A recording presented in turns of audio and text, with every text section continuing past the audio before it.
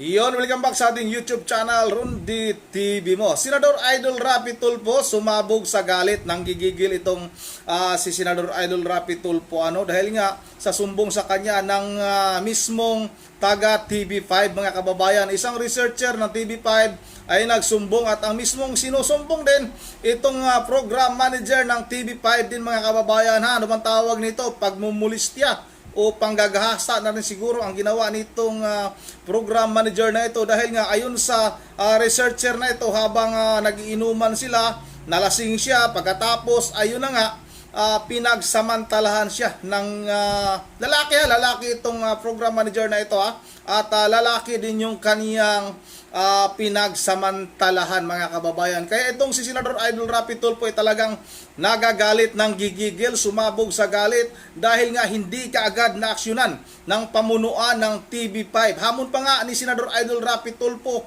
kung hindi nila maaksyonan itong pangyayari na ito. Handa siyang mag-resign dyan sa TV5 kung yan ang gusto ng TV5 dahil nga may ibinubunyag din ito si Idol Senador Rapi Tulfo na noon pa pala pag may mga ginagawa sila na hindi magugustuhan ng pumunuan ng TV5 ay may mga syukos order sila na natatanggap galing sa pamunuan ng TV5 mga kababayan. Yun na nga itong si Senador Idol Rapi Tulfo kahit na kasamahan niya sa TV5 yung isinumbong at mataas na official diyan sa TV5 talagang hindi siya nag-atubiling tulungan itong bago lang ito itong researcher na ito, ilang buwan pa lang na nasa TV5 mga kababayan. Pero hindi nag-atubiling tumulong itong si Idol Senador Rapi Tulfo. At hamon nga si Senador Idol Rapi Tulfo, tanggalin na siya diyan sa TV5 kung yan ang pag hindi daw maaksyonan kaagad itong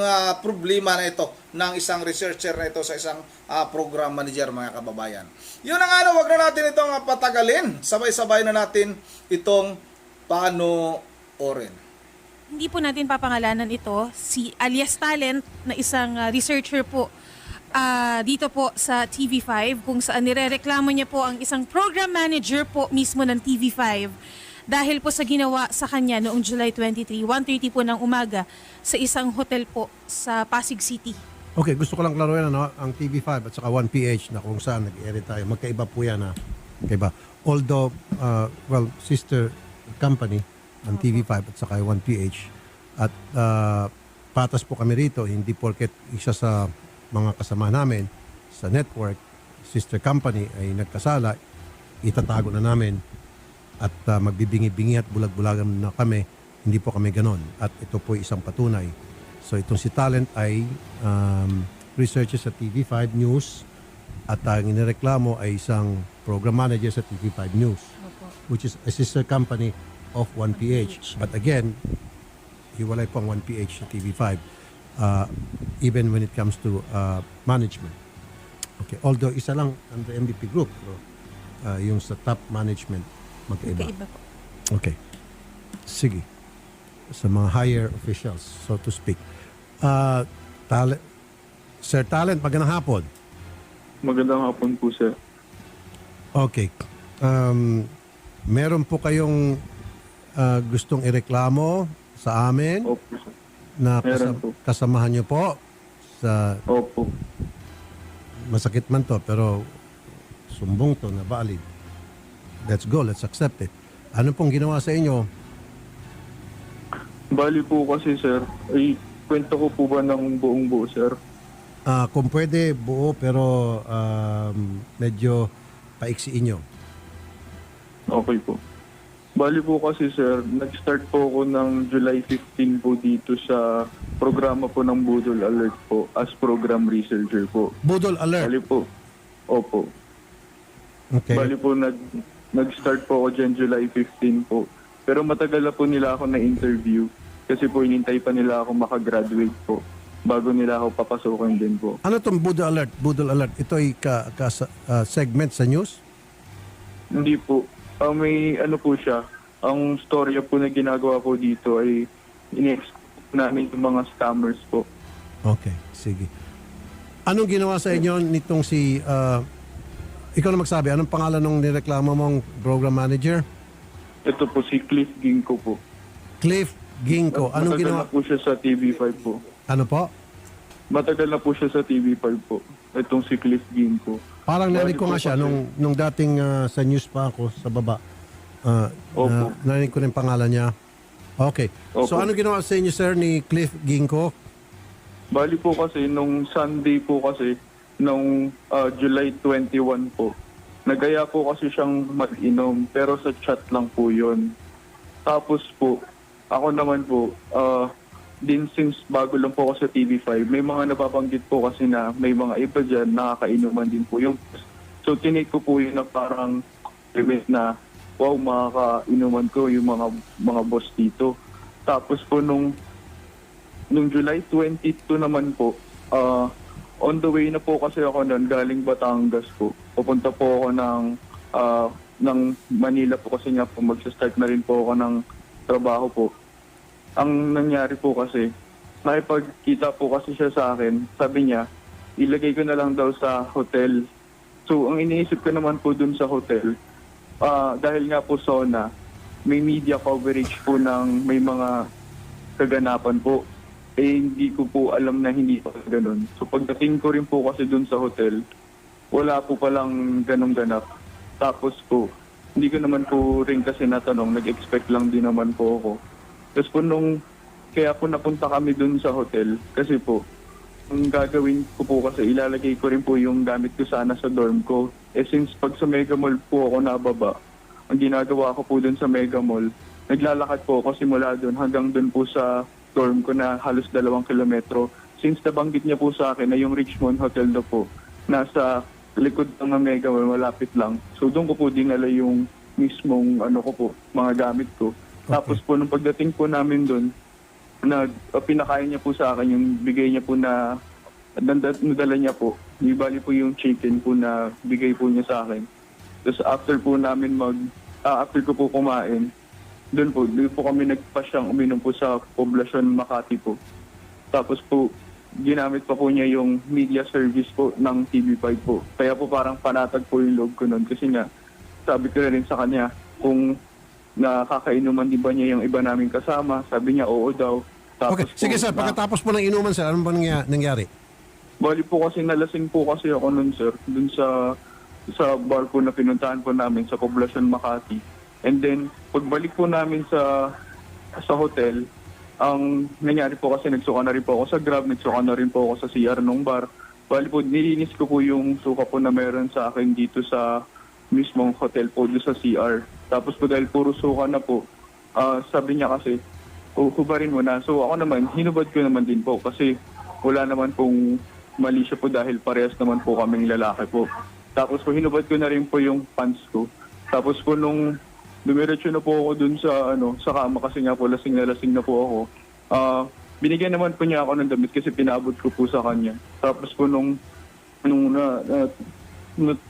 nakahiga na po kasi ako nun, doon ko po naramdaman na nung natutulog na po kasi ako, meron hinahawak-hawakan niya po yung ko. Tapos po akong makalaban kasi nga po lasing po talaga ako nun. Dahil wala po akong, galing parang 5 hours pa po yung biyahe ko nun eh. Tapos po kakakain ko lang din. Hinawak-hawakan niya po yung ari ko, tapos ini-stroke niya po. Tapos po, pinipilit niya rin po yung ari po niya. Tapos sinubo niya rin po yung sa akin po. Tapos, hindi ko na po rin hindi ko na rin po nalabanan kasi nga po, sobrang hina ko po noon, ang kaya ko na lang pong gawin. Hindi ko hawakan yung ari po niya. Ganun po yung nangyari. Nagising na lang din ba ako nakatabi ko siya.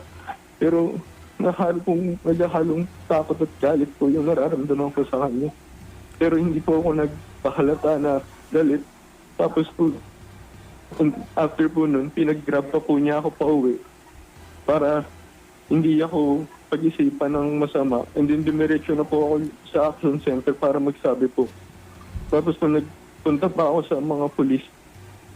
Nagpa-blatter po kayo, sir? Opo. Okay. Iba po kasi yung pulis ng jurisdiction, hindi ko po alam.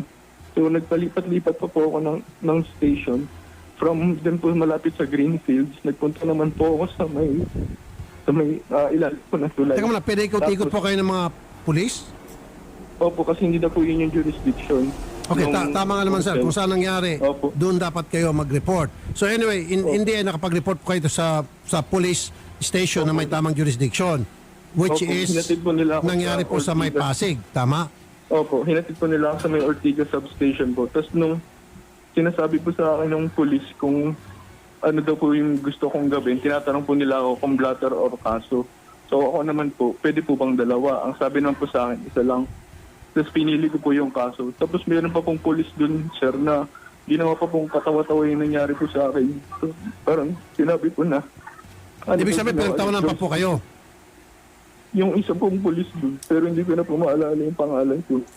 At Kaya ito po sa parang- Pasig, ano pong station? Yung police Ortigas substation po. Ortigas Substation. Okay. Pero mamumukha niyo po yun, sir. Hindi ko na Pag po ipaline up matanda. natin yung mga pulis doon na naka-duty at that time. Okay. Sige po. So may reklamo din tayo sa pulis na tamad umaksyon. Ano nangyari po dito kay ano? Kay Bali po, ano, sir, Cliff Ginko. Bali po, nirefer pa po ako ng Ortigas Police Substation. Doon naman po sa Pasig City Police Headquarters. Doon na po ako binigyan ng investigador. Okay. Tapos po yung investigador po kasi, nagkataon po nung bagyo po nun eh. Kaya hindi po kami natuloy sa pagpunta sa Richmond. Apo. Dapat po kasi kukunan ako ng police report po. Eh dahil nga po kulang-kulang po yung details nun. Gusto nila kompletong-kompleto. Pinuntahan po namin yung Richmond nung Thursday. Pero nung Thursday po kasi, wala pa. Ayaw po humarap ng hotel manager. Ang ginawa po ng police investigator, nag-iba na lang po siya ng number pero hindi pa rin naman po kasi tumatawag po yung hotel manager. Okay. hanggang So sir, ngayon. may problema din tayo sa hotel. Interesado po ako, sir, doon po sa perpetrator, kay Cliff. Ano po nangyari? Okay na po yan sa pulis, sir. Of course, we'll investigate bakit yung mga pulis mabagal. Doon na tayo Opo. kay ano, sir, kay Cliff. Ano nangyari? Kinabukasan, sir, nagsumbong ka ba sa TV5 tungkol dyan? Opo, nagsumbong na po ako sa kung tutusin po, ang dami ko na po nalapitan. Nagsumbong na rin po ako sa R. Tapos alam na rin po ni Ma'am LCD, pero parang hindi naman po kasi ako para kampihan dahil unang-una, bago lang po ako doon. 1 week lang naman po ako doon. Yun, matagal na niya kasama. Ilang taon na or dekada na po sila magkasama. Tapos nagtataka na lang din po ako bakit parang walang ginagawa yung HR, hindi man lang siya binigyan ng preventive suspension or kung ano man habang nag-iimbestiga. Sir, sa totoo lang, Sandali. kinabataan- Odette, patawag mo ng HR at patawag mo, nandito ba si Cliff Ginko? Did we talk to Cliff? Inadvisean siya ni LCV na wag magsalita. Okay. On air. Okay. Can we get a member of the management statement galing kay Ma'am Lucy Cruz Valdez? Si LCV ay siya yung Vice President ng News at ng TV5 News. Under kay LCV, Ma'am LCV, itong si Cliff. How about sa HR? Sino bang HR ngayon ng TV5? Hindi, dapat maging fair tayo. Hindi porket kasamahan natin, pagtatakpan natin, dapat we have to be fair. Nasaan na? Hindi, kasi serious itong sumbong eh. And we have to treat this seriously. So, marami na ho kayong sinumbungan dito sa TV5, maging yung HR, maging yung... Sabi na rin po ako sa executive producer ko rin po. Tapos po, ang nangyari po, hindi na po kasi ako kinakausap ng mga iba kong ka-work kasi nga po parang nagkaroon po ata sila ng interview or nagkaroon po sila ng meeting na parang wala na pong pag-uusapan tungkol sa akin. Kaya parang pakiramdam ko po sir. Sa pagkakala niyo ba, nagtatrabaho pa rin si Cliff Ginko hanggang ngayon sa TV5? Wala pa rin investigation ng... Okay, although I receive information, ito, pasok lang. Yung One News, 1PH, yung 1PH ay gumagawa na ng investigation. But hanggang investigation lang. Ang talaga magde-decide niyan is the HR. So, yung 1PH, yung 1 News, which is different from TV5 News, although they're different, at least sakop pa rin ng news, 1 News and 1PH is conducting their own investigation pertaining to this matter. Ang gusto ko lang sana malaman, ano na ang nangyayaring investigasyon na ginagawa ng TV5. Kailan po nangyaring insidente, sir? July 23 po. Anong araw na ngayon? August 9. August 9 na po. Halos 3 weeks na rin po nakalipas. Well, hindi ba ho nabigyan ng show cause order itong si Cliff Ginko? Sa pagkakalam niyo, sir? Alin po? Ako po'y nananawagan sa TV5. I'm sorry, ako po'y member ninyo dito sa TV5 because I have my own show sa TV5. Pero hindi ko po konsintihin kahit natanggalin nyo na ako sa show ko sa kapatid mo, Idol Rafi Tulfo, kahit nasibakin yung show na yan, I don't care. Ang gusto ko lang magkaroon ng hustisya itong complainant natin. Because masakit sa kalooban ko, lalakad-lakad ako dyan sa labas, taas no, na TV5 ako. Yung pala, meron tayong kasama sa TV5, nagumang ng kabalastugan, and yet, hindi natin kayang disiplinahin, magre-resign na lang ako sa kapatid mo. Totoo yan. Nag-duty pa rin si Cliff at nasa baba, ang kapal naman ang mukha nito. Nag-duty pa rin. Yan na, kasama nga ng loob yung para kay Talent. Nasa baba lang daw po kayo. Pwede ba natin tawagan? Papakitin na si Cliff.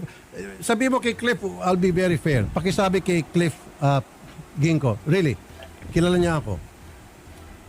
Kung di ako nagkakamali, baka kilala ko pa nga ito parang hindi ko yung pangalan niya. Sabi mo, I'll be very, very fair.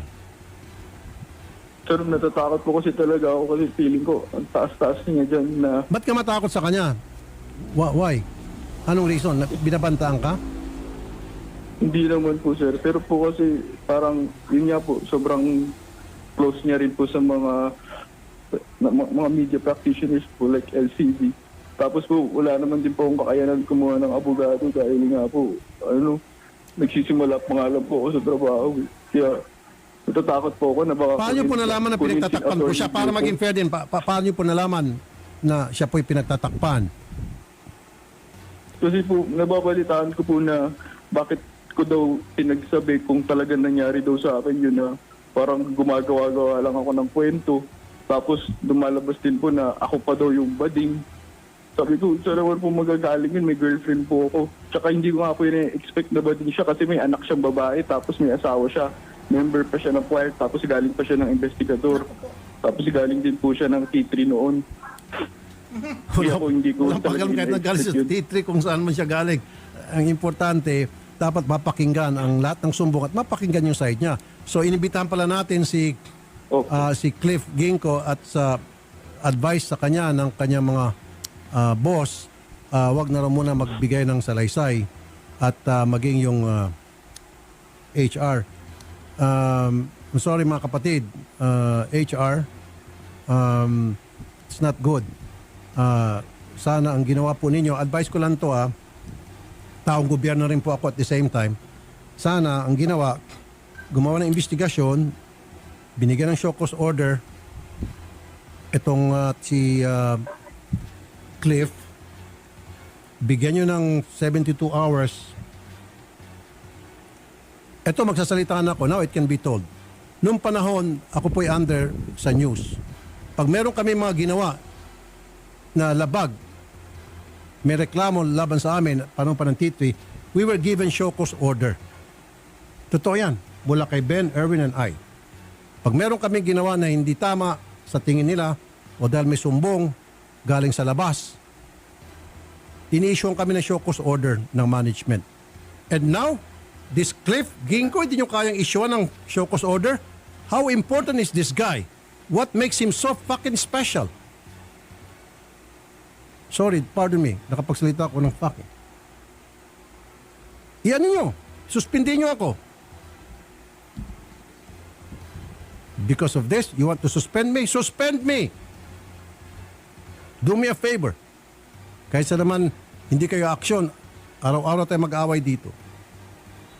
I'm not gonna allow this. Taong gobyerno na kasi ako And meron akong pinagsilbihan. At ang pinagsilbihan ko taong bayan. I have to choose. And I choose And I'm choosing the taong bayan. People who voted for me. Kaya ako binoto ng tao dahil nagtitiwala sila na maging patas ako. Gagawin ko ang trabaho ko. Nandiyan ang HR? Kausapin natin. Come on guys, be fair. I'll be fair with you. Promise. Promise. Maging fair ako sa inyo. Okay, Sir Talent, bakit ngayon lang po kayo nagsumbong? Sir, Ano po? ba't ngayon lang po kayo nagsumbong? Ba't hindi ka nagsumbong noon sa amin?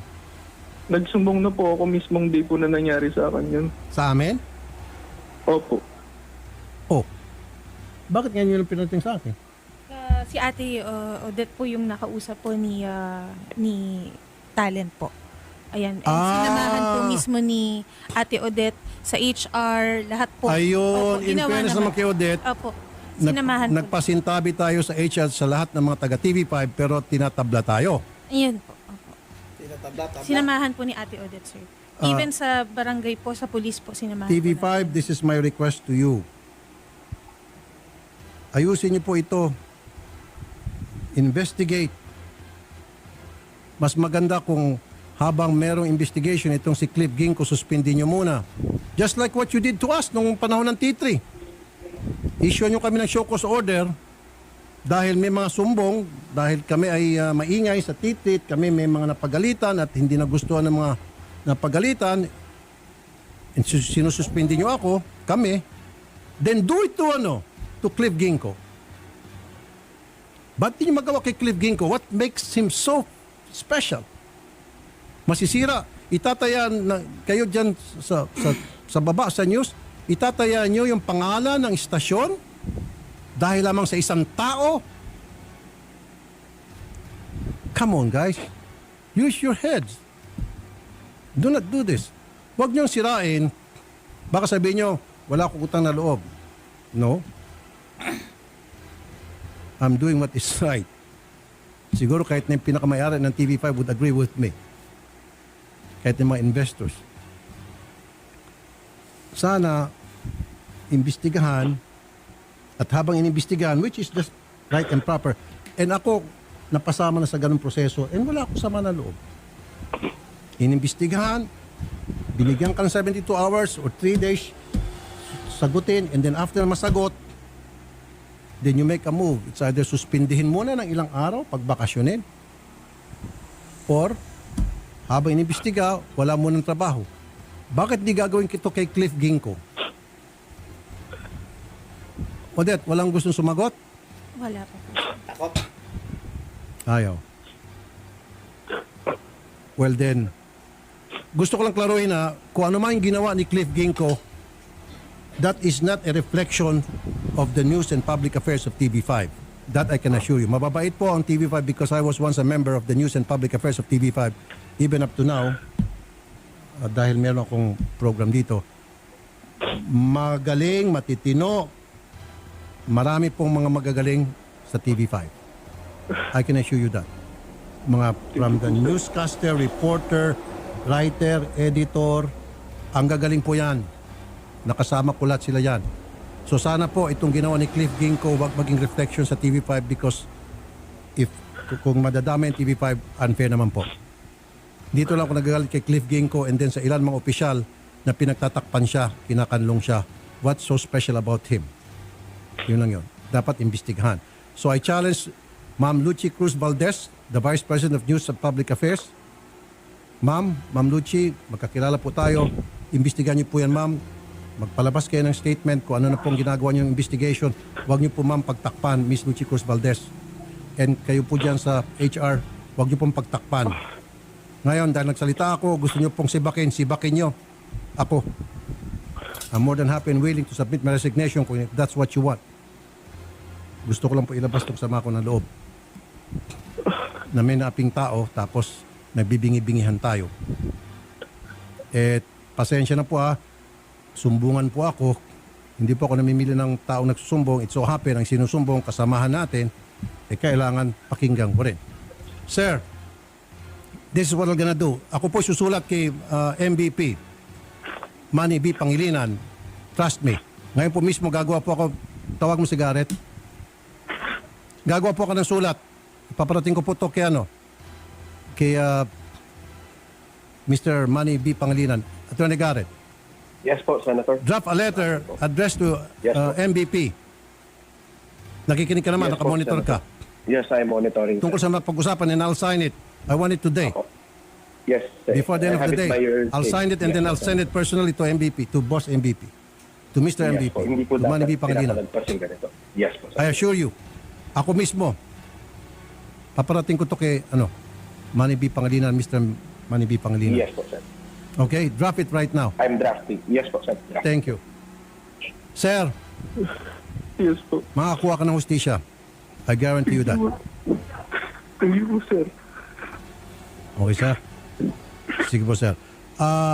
Hang on, sir. Hold ka. Kakausapin ka ni Garrett sa kabilang linya. Okay, sir? Nawala na. Sige. Okay. Saluhin niyo si Sir Talent. Sorry, sa mga kasamahan ko sa TV5, I'm sorry kung bigla akong nagkaganito. Ayoko naman kasing, di ba, merong kasamaan tayong naapi, na agrabyado. Itong programa ko, from the get-go, tumatanggap ng lahat ng klaseng sumbong. Pangit naman na may nagsusumbong at ang sinusumbong kasamahan natin, pagtatakpan natin, hindi yata maganda yon. Hindi ko katanggap-tanggap yon. Now, if you don't agree with me, ayaw nyo ako dito because hindi ako team player, then let me go. I'll go. Ganun lang po kasimple yun. Yan ang handang mag-resign itong si Idol Senador Rapi Tulfo kung hindi aksyonan ng TV5 yung isinusumbong na problema. Bago ito kasi nga kadalasan nating naririnig ay sumbong galing sa labas.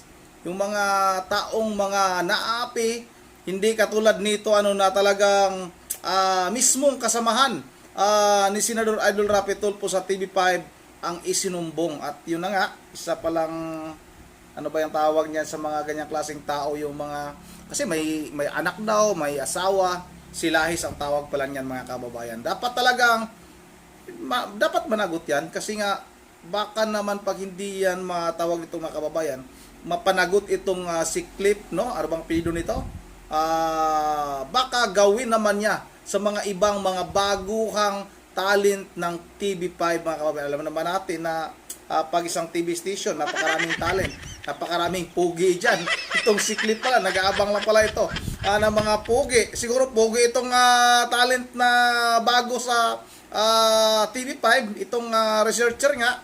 Kaya pinatos ni Clip mga kababayan at kailangan mapanagot. Ayon kay Senador Rapi Tulfo, handa siyang mag-resign sa kanyang programa dyan sa TV5 kung halimbawa magbingi-bingihan itong pamunuan ng TV5. Saludo tayo!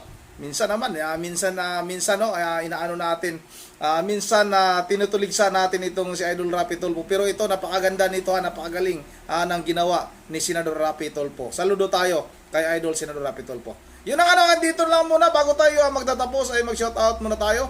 Shoutout kay Ma'am Joyce ng Japan, kay Ma'am Berje Religious ng Pulilan, Bulacan, kay Susan 786, kay sino pa ito? Magbabasa tayo ng mga pangalan dito. Shoutout na rin kay Noel Cabanit, shoutout kay Corazon Crescencio, at shout out na rin kay sino ba yan? Si Lourdes Rosalie Malit pala, shout out, no? At shout out na rin kay